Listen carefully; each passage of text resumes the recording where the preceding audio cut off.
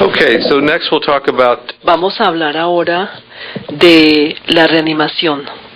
¿Cuándo tenemos que terminar? Pregunta el doctor. ¿A qué horas debo terminar? Pregunta el doctor. La reanimación. Ya hablamos de esto un poco y vamos a hablar ahora del paciente que está en shock y que requiere reanimación masiva. Y también tengo una diapositiva de esta balanza. Aquí tenemos la mayoría de los pacientes lesionados no están en riesgo de sangrar hasta morir, sino más bien de DVT y de P. Solo un pequeño porcentaje tiene problema de hemorragia. Uno mira esto y dice, bueno, requiere reanimación el paciente, mucha reanimación, no tanto, un poco. Desde el punto de vista de datos, ¿qué se utiliza? Plasma, eritrocitos, la salina normal, lactato de Ringer o coloides. ¿Cuál se debe utilizar? ¿Cuánto? ¿Cuándo empezar? ¿Cuándo parar? No se sabe. Desde el punto de vista de datos no se sabe.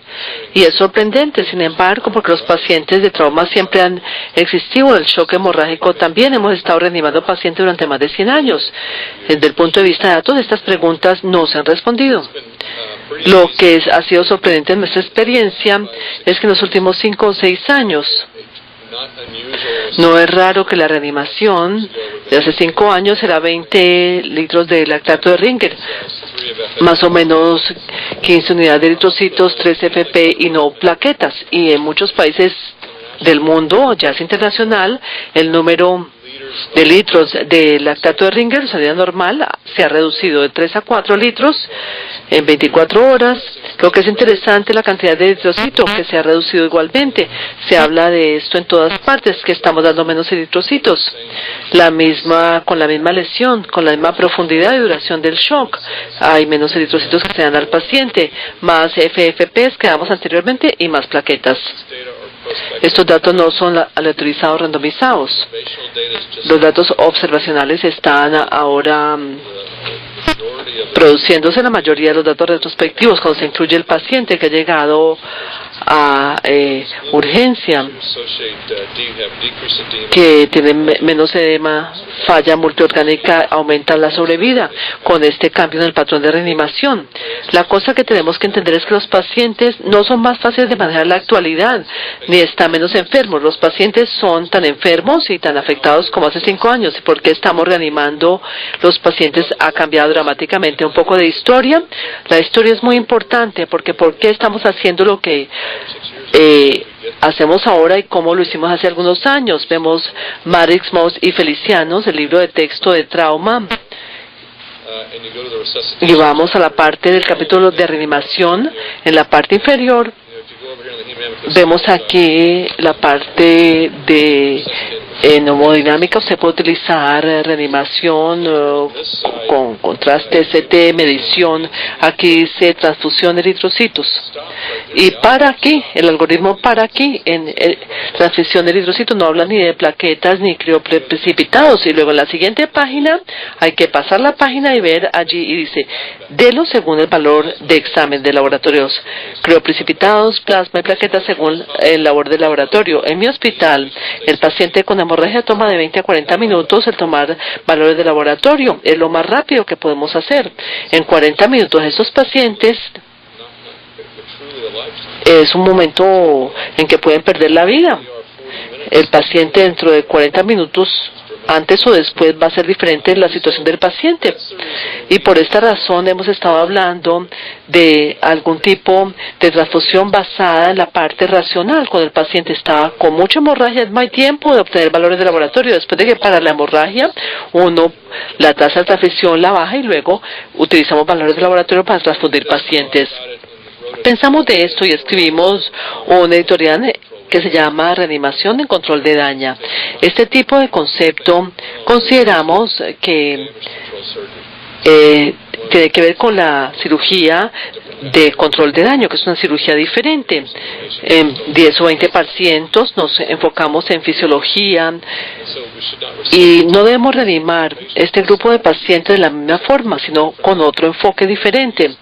Utilizamos reanimación hipotensiva, presión arterial un poco más baja, minimizar uso de gritalosma, plasma y plaquetas, cambie la hipotermia y acidosis, la revierta y se pasa al quirófano rápido. No espere mucho en la parte de urgencias, sino lleve al paciente al quirófano y pare la hemorragia. En cuanto a cristaloides, no puedo encontrar ni un solo artículo. Nunca he encontrado un artículo que diga que más cristaloides es mejor que menos.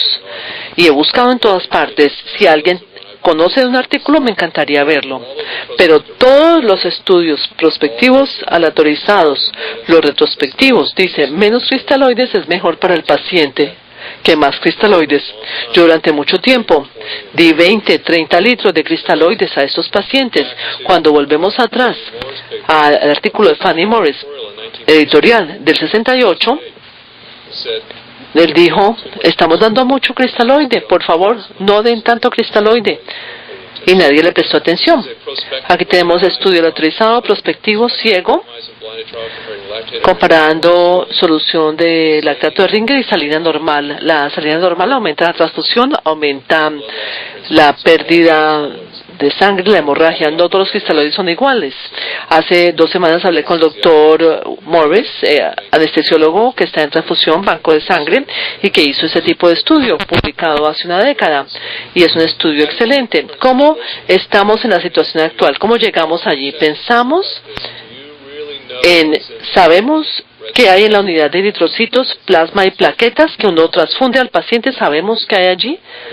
Y yo diría, y le he dedicado mucho a este tema, hace 3, 4 años no sabía que había allí, no sabía que había estos productos. Sabía más sobre fármacos, antibióticos, etcétera, que estábamos dando al paciente, indicaciones, complicaciones y composiciones, que los productos sanguíneos. Los productos sanguíneos son una parte especial de la medicina que posiblemente no deberían tener, posiblemente deberían tratarse más como fármacos. Vamos a ver un par de artículos que han impulsado a la transfusión en los últimos años y voy a mostrarles la mala calidad de esos artículos tan pobres.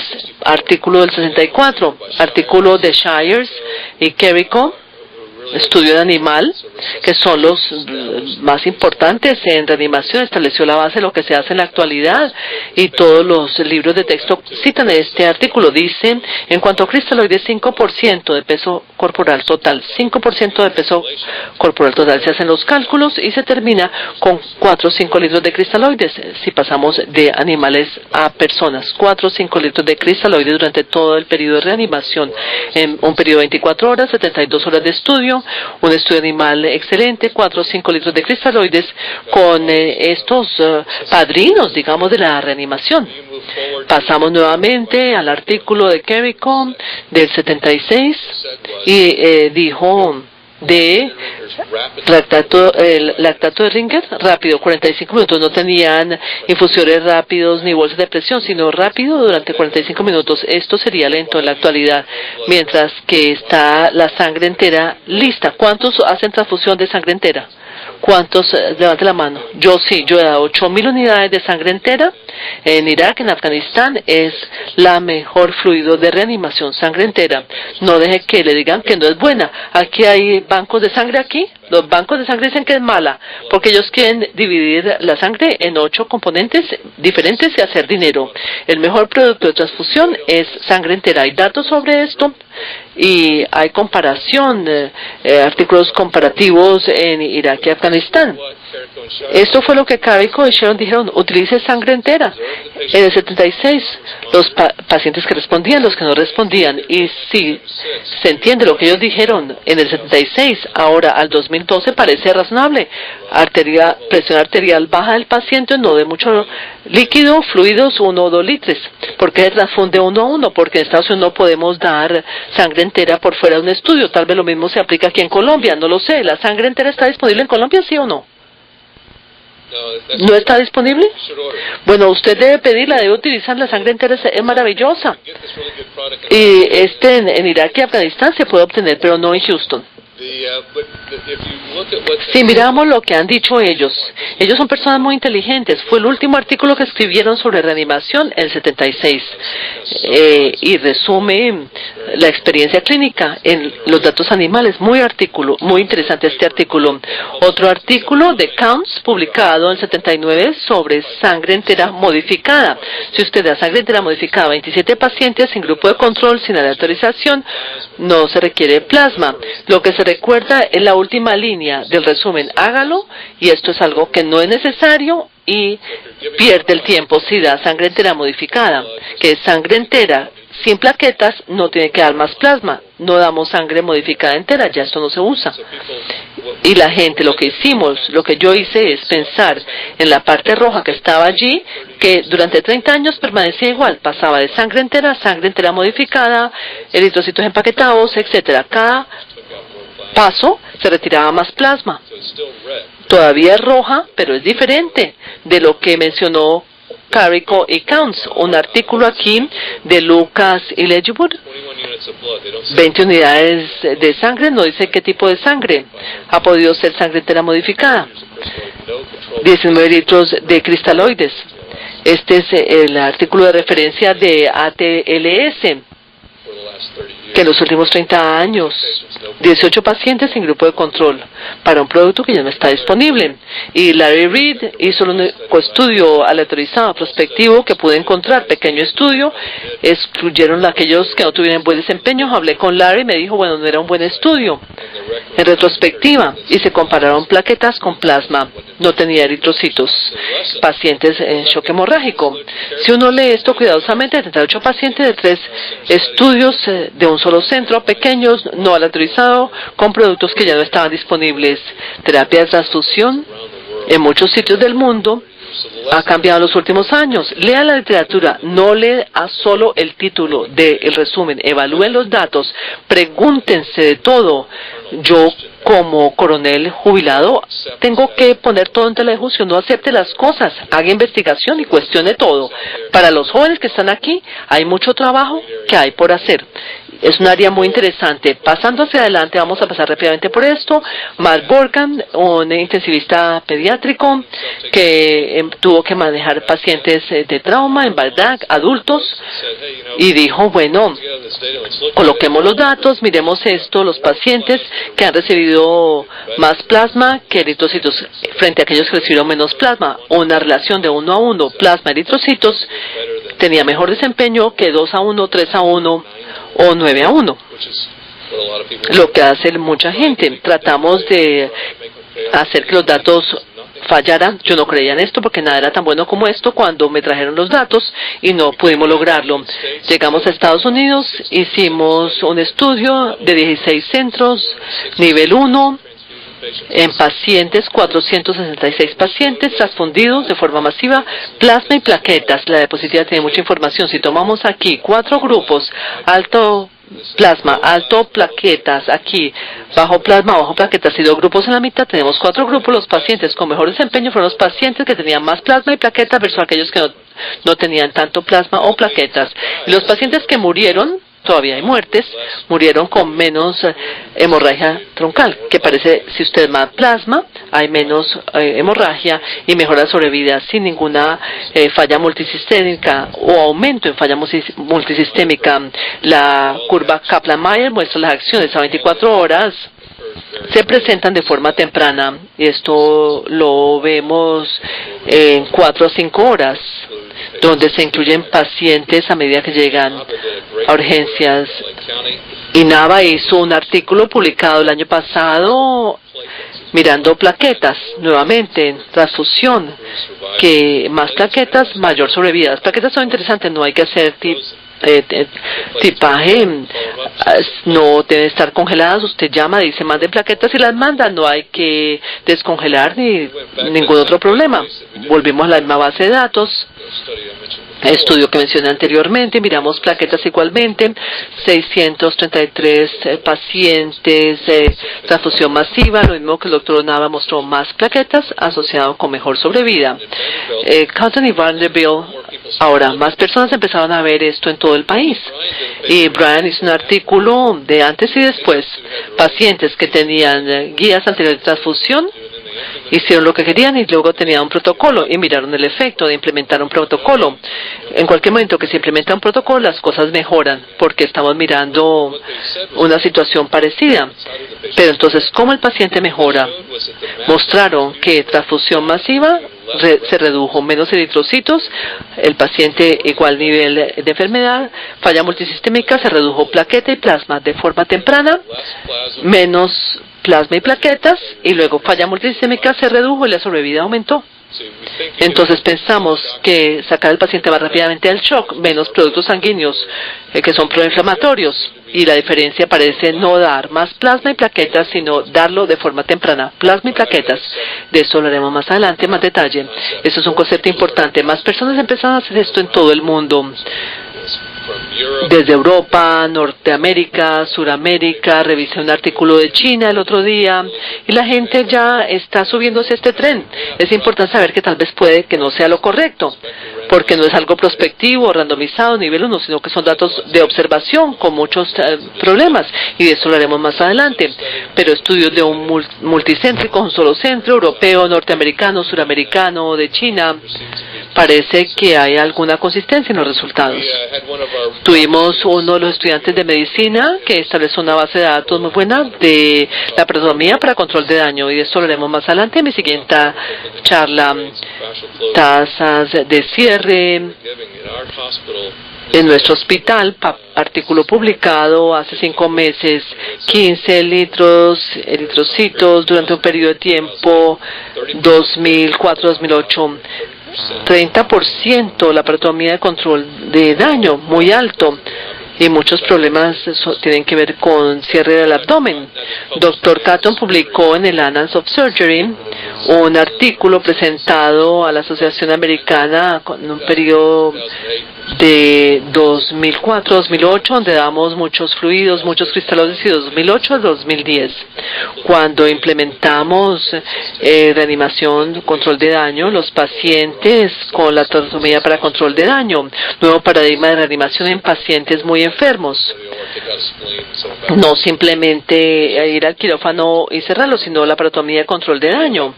Y terminamos con un grupo amplio de pacientes, más o menos 1.200 pacientes de la laparotomía, 300 la laparotomía de control de daño y 100 con reanimación de control de daño y 200 en reanimación de estilo anterior.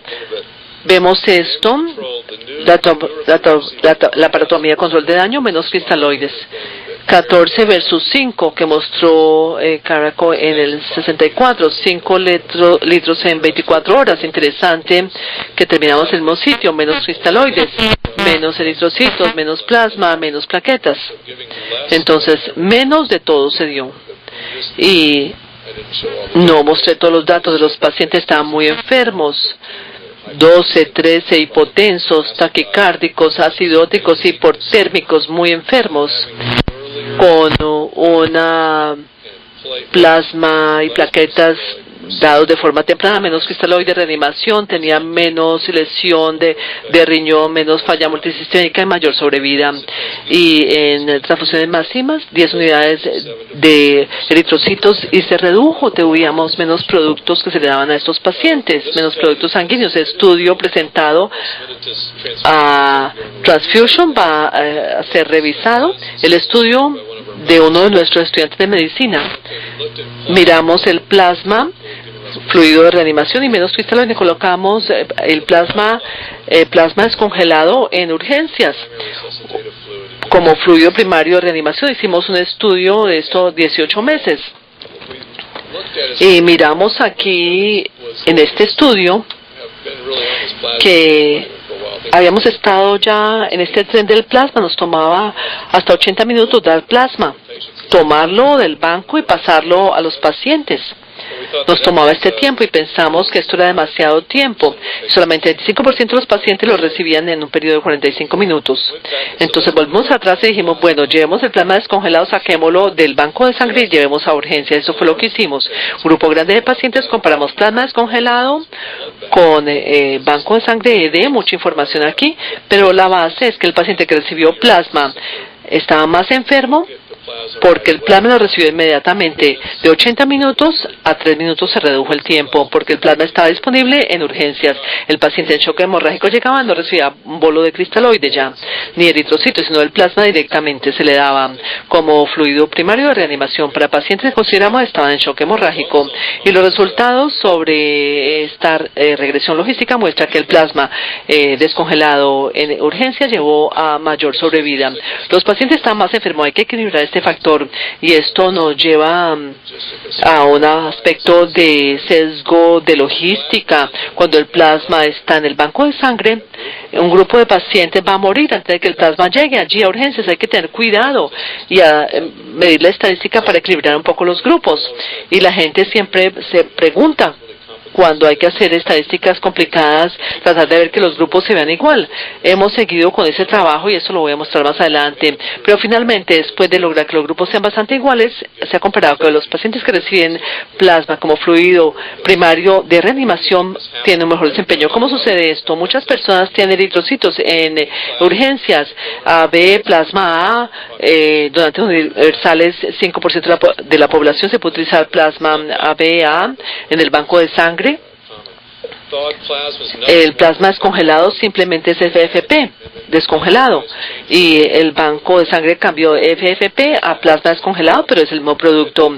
FFP dura solo 4 horas, el descongelado dura 5 días. Exactamente el mismo producto, simplemente se cambió la etiqueta, pero es exactamente lo mismo.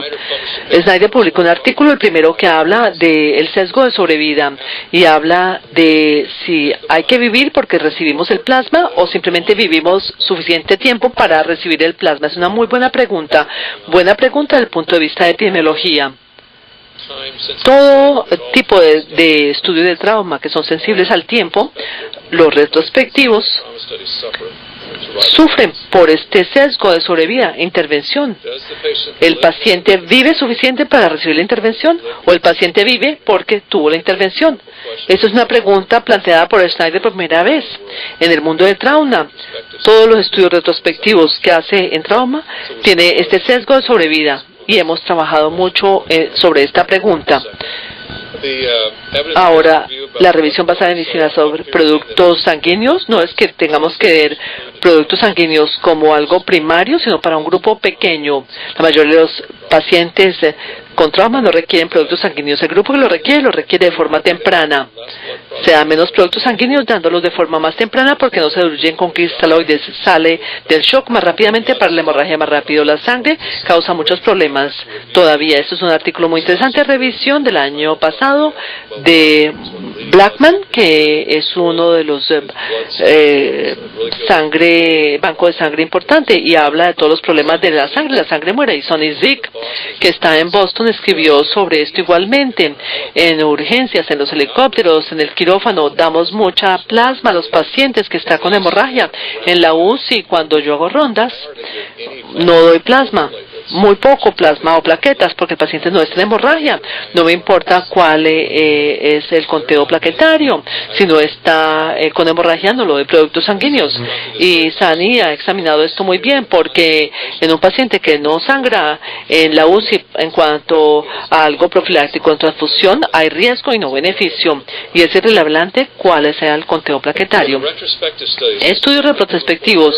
Esto es pasando hacia adelante. ¿Hacia dónde vamos? Todos hemos hecho estudios retrospectivos. Casi todos han sufrido de sesgos de sobrevida hasta cierto punto.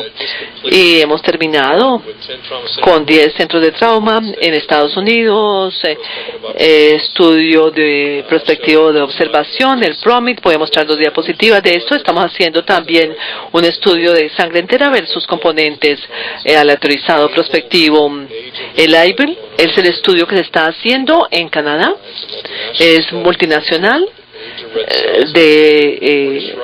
Morty Shriver en Portland, Oregon, tiene sangre congelada versus almacenada. Y el estudio en que hemos trabajado se llama Proper Prospective Randomized, de alto coeficiente versus bajo. En 12 centros en América del Norte se ha hecho este estudio. En cuanto a beneficios para la sobrevida, el prompt fue estudio de observación. Si usted está allí respondiendo paciente, la colección de datos, registro de datos no son muy buenos. Contratamos personas para estar allí paradas, anotando y escribiendo qué estaba sucediendo en este estudio, cuándo recibía eritrocitos, cuándo plasma, cuándo plaquetas, intervención, etcétera. Este estudio se terminó el año pasado. En esta diapositiva, muy buena, aquí tenemos eritrocitos y plasma, relación de ambas, en horas después de ingreso en este eje. Y aquí el grupo de la relación entre ambos. 10 centros de trauma en Estados Unidos se ha documentado que se hacía. Se observó que en la primera hora, más o menos, no muchas personas recibían plasma. En la primera hora, más o menos, plasma descongelado estaba disponible allí, pero no se le daba al paciente, a menos que se tenga plasma en urgencias. Aquí dice que esta primera hora, hora y media, no se está dando mucho plasma a los pacientes, a menos de que el plasma se encuentre en urgencias. A la hora 2 a 3, en este caso, hay más pacientes que reciben plasma, en relaciones de 1 a 1, 1 a 2. Nadie está haciendo una relación de 1 a 3 en 10 centros de trauma en todo Estados Unidos. Es una relación 1 a 1 y 1 a 2. Y esos son los dos grupos que vamos a estudiar en el estudio prospectivo aleatorizado, 1 a 1 versus 1 a 2, sobre la base de estos datos. Es importante observar aquí que el tiempo de muerte, tiempo medio de muerte, pacientes con hemorragia, 2.6 horas. 2.6 horas aquí, que está en esta área de aquí. 2.6 horas. Todavía tenemos muchos pacientes que están sangrando en 10 centros de trauma conocidos y no recibían plasma, recibían cero plasma. Es sorprendente. Hago una pregunta. Plaquetas. Las plaquetas. ¿Cuántos de ustedes consideran que las plaquetas son importantes para parar la hemorragia? Levanten la mano. ¿Cuántos piensan que son importantes las plaquetas? Todos levanten la mano, por favor. Bueno, las plaquetas son importantes para parar la hemorragia. Si usted está en hemorragia, usted le disparan, tiene hemorragia, se está muriendo, pacientes que están muriendo por hemorragia, muy enfermos. Y queremos que entre esto en su cuerpo. Bueno, aquí tenemos 10 centros de trauma en Estados Unidos. El año pasado, datos del año pasado. Son personas conocidas, gente que conoce mucho, 10 centros de trauma en Estados Unidos y la misma, casi nadie recibe plaquetas. Y esto incluye a mi centro. Aquí estamos en mis centros. Casi nadie recibe plaquetas en mi centro. En pacientes que tienen hemorragia y que están muriendo. Las plaquetas no son congeladas, no hay que descongelarlas, no hay que hacer tipificación. Está en el banco de sangre allí disponible. Simplemente pídalas. Pensamos que las plaquetas son importantes para parar la hemorragia, pero no estamos infundiendo las plaquetas en los pacientes con trauma que tienen hemorragia. Algo que es interesante, este artículo está siendo revisado. ¿Cuál es el futuro? El futuro, pienso yo, que la transfusión es tener estos productos y darlos de forma temprana en el paciente. Si lo hacemos, todos los datos indican que vamos a utilizar menos productos, porque paramos la hemorragia de forma más temprana, evitamos coagulopatía de dilución, revertimos el efecto negativo del shock hemorrágico sistémico. ¿Y cómo vamos a lograr esto? Tenemos este tipo de fibrinógeno liofilizado aprobado. Es una charla donde estamos diciendo que es costoso la fibronegina liofilizada. Es importante utilizarlo. Y posiblemente más fibrinógeno liofilizado usted lo puede tener allí en la santería. Las plaquetas congeladas, en algunos países europeos se utilizan el plasma seco. Se utilizó en la Primera Guerra Mundial el plasma seco que se reconstituía con salina. y se utiliza en muchos países de Europa y en Afganistán se utilizó en estudios fase 1 en esta actualidad con 2 compañías en América del Norte. Plasma seco va a estar allí, eritrocitos de células madres, tipo DARPA, donde las células madres se toman, etcétera. Pero hay países que tienen estas eritrocitos liofilizados y hay técnicas un poco más complejas para lograr esto. Y otro tipo de proteínas recombinantes para coagulación. En la vida de ustedes, los que no tienen el pelo con canas, bueno, en los bancos tradicionales van a desaparecer y tendremos estos productos allí disponibles en la estantería y podremos dar los productos sin hacer ningún tipo de cotejo y se reconstituyen simplemente como en el uso de antibióticos. Bueno, esta reanimación típica va a cambiar de forma dramática y ha cambiado ya. Los estudios aleatorizados, prospectivos, dicen que los estudios de observación indican que es mejor dar productos de forma más temprana y tendrá que utilizar finalmente menos cristales de productos. En resumen, los últimos 5 segundos de mi charla: hemorragia no controlada es un problema principal. Límite cristaloides, utilice más plasma y plaquetas de forma temprana. Hay modelos predictivos aquí. Presión arterial 50, no se requiere modelo predictivo ni ningún instrumento, pero uno que tiene 90, 110, sí es útil este modelo predictivo. Saque los productos, llévelos a los helicópteros, téngalos en urgencias, haga estudios, haga investigación y la parte de la ciencia básica es muy interesante, productos de sangre y ver su interacción con el endotelio. Esto es tema de otra charla. Utilice la fisiología, no la tradición, para guiar nuestra intervención de diagnóstico. No haga que los problemas se empeoren con lesión por reanimación iatrogénica con muchos cristaloides y hagamos los estudios. Muchas gracias.